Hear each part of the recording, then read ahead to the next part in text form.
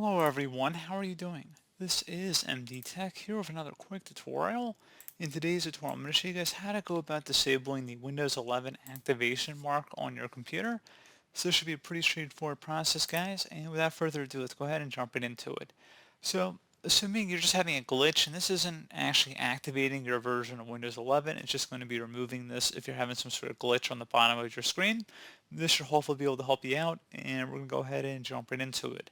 So all we have to do is open up the search menu, type in Notepad. Best match to come back with Notepad. Go ahead and open that up. And now I will have a command in the description of the video. I want you guys to go ahead and copy that and paste it into this Notepad file. And then you want to select File and Save As. I'm going to call this file watermark.bat. And then I'm going to save it to the desktop, so make sure to save the desktop. And where it says Save As Type, click inside the drop down and set it to All Files. And then you want to go ahead and select Save. Once it's on the desktop here, you can close out of here. And once you have this file on the desktop, you're going to go ahead and right click on it.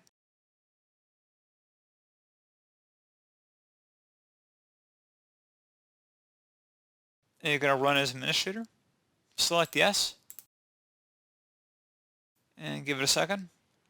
And once that is done, you want to go ahead and move this file to somewhere on your computer. You won't delete it. So let's say we're going to open up File Explorer again and then select the Documents folder. Drop this watermark file into this folder. Close out of here. And now you want to open up the search menu. Type in Task Scheduler. Best match will come back with Task Scheduler. Go ahead and open that up.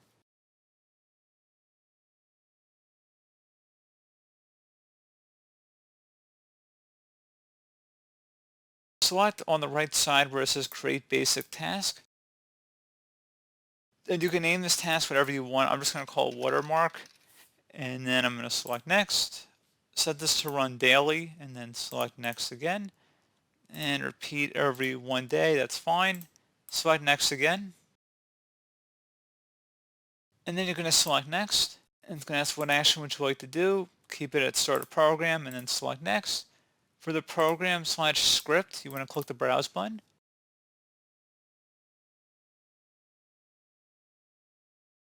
Select Documents, and then select the file that we just moved over to this Documents folder.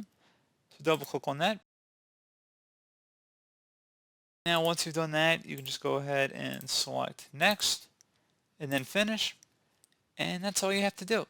So pretty straightforward process, guys. I do hope I was able to help you out, and I do look forward to catching you all in the next tutorial. Goodbye.